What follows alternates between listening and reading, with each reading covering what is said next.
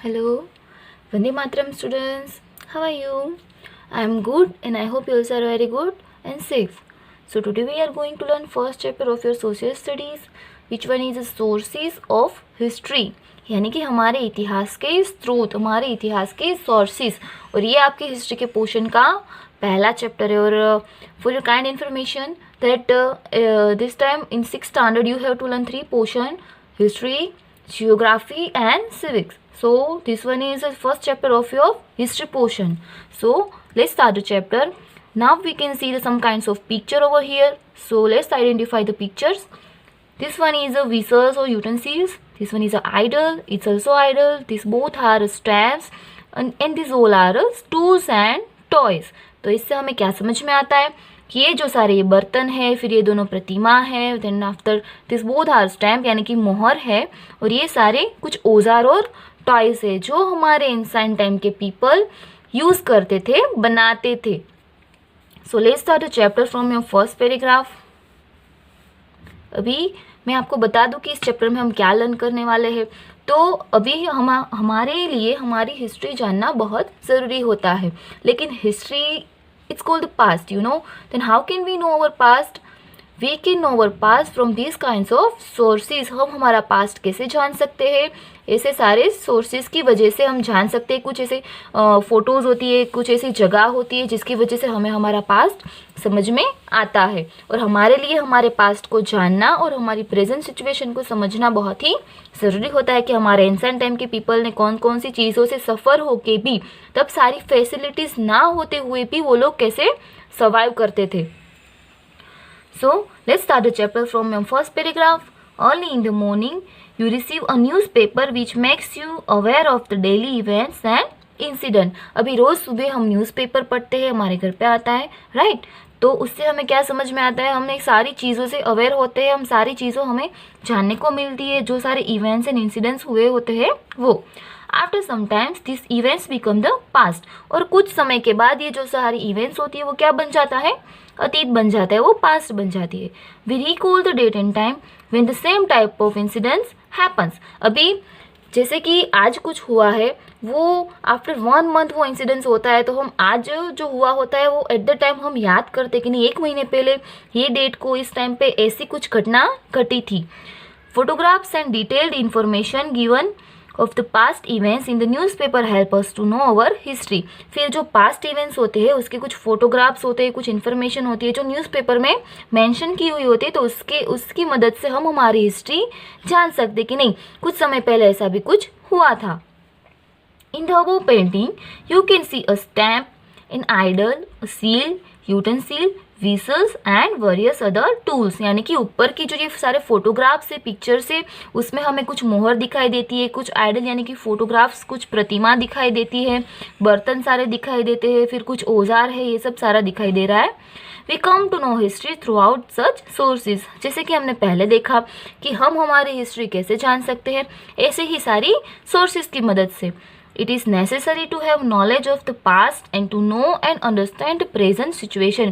अभी हमारे लिए क्या ज़रूरी है, हमारे पास्ट को जानना कि हमारा पास्ट कैसा था, पहले के ज़माने में लोग सर्वाइव कैसे करते थे, वो क्या क्या यूज़ करते थे, वो कैसे घरों में रहते थे, क्या खाते थे, खाना कैसे पकाते थे, राइट. और अभी जो हमारी प्रेजेंट सिचुएशन है, इन दोनों चीज़ को जानना और समझना बहुत ही ज़रूरी है.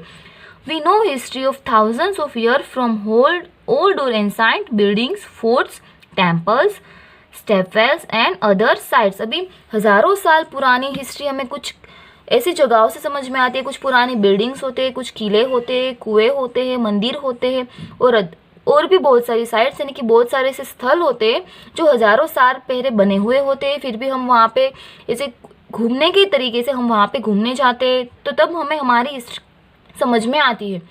Let us understand this with the help of an activity. अभी नीचे एक एक्टिविटी दी है, उसकी वजह से हम ये हिस्ट्री को समझ सकते हैं, हमें उसको समझना है.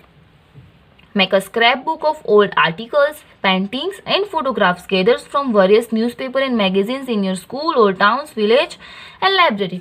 अभी एक स्क्रैप बुक बनानी है जिसमें हमें कुछ हिस्ट्री की फोटोग्राफ्स एंड इन्फॉर्मेशन कलेक्ट करनी है, और एक नोटबुक्स में उसको चिपका के लगा के रखनी है और उसके बारे में इंफॉर्मेशन कलेक्ट करनी। इससे क्या होगा कि हम कुछ फोटोग्राफ्स, पेंटिंग, आर्टिकल देखेंगे तो हमें अंदर से एक्साइटमेंट होगी उसके बारे में जानने की, और इसकी मदद से इनडायरेक्टली हम हमारी हिस्ट्री तक पहुंच सकते हैं, हमारी हिस्ट्री जान सकते हैं।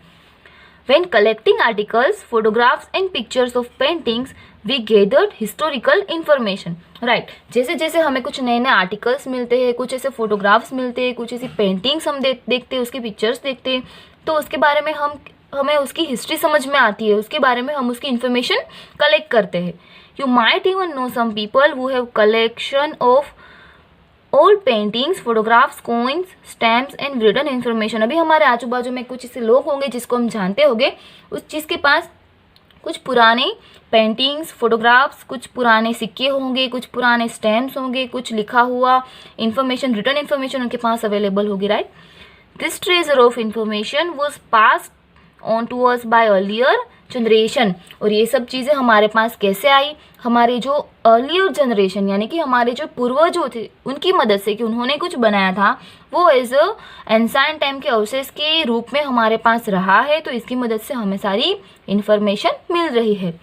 इन December 2000, most of the newspaper had published various articles with photographs on the incidents and events of the 20th century which become famous as Millennium Gallery। अभी दिसंबर 2000 के ईयर में बहुत सारे न्यूज़पेपर ऐसे थे जिन्होंने अपने न्यूज़पेपर्स में कुछ आर्टिकल्स में कुछ फोटोग्राफ्स और वो सब इंडिकेट्स किया था, कुछ इंसिडेंट्स थे उसको फोटोग्राफ्स लगाई थी और उसको पब्लिश किया था।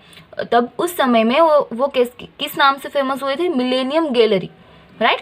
और हमें पता है कि जब हमारा ईयर फिनिश होने वाला होता है, यानी कि 31 दिसंबर की जो डेट आती है ना, तो कुछ लोग न्यूज़पेपर पढ़ते होंगे, उनको पता होगा कि वो न्यूज़पेपर में पूरे ईयर की जो मेन इंसिडेंट्स होते हैं ना, उसको मेंशन करते हैं कि ये लाइक अभी 2020 चल रहा है, तो 2020 का 1 दिसंबर जो डेट आएगी, तब एट द टाइम उस डेट का जो न्यूज़पेपर होगा ना, उसमें हमने 2020 में कौन कौन से मेन कुछ अचीवमेंट्स होते हैं, कुछ हमारे इंसिडेंट्स होते हैं जो बहुत ही यादगार रहे हुए होते हैं, कुछ एक्टिविटीज़ होती है जो, या तो फिर कुछ वर्ल्ड रिकॉर्ड्स होते हैं, फिर कुछ बड़े बड़े नामचीन लोगों की कुछ अचीवमेंट्स होती है, वो सब उसमें मेंशन की गई होती है। तो ऐसे ही दिसंबर 2000 के ईयर में ऐसा कुछ हुआ था कि बहुत सारे न्यूज़पेपर्स में, मैगजीन में सारे इवेंट्स और फोटोग्राफ्स को इंडिकेट किया गया था, दिखाया गया था कि पूरे साल में क्या क्या हुआ था, और वो मिलेनियम गैलरी के नाम से फेमस हुआ था। किस नाम से फेमस हुआ था?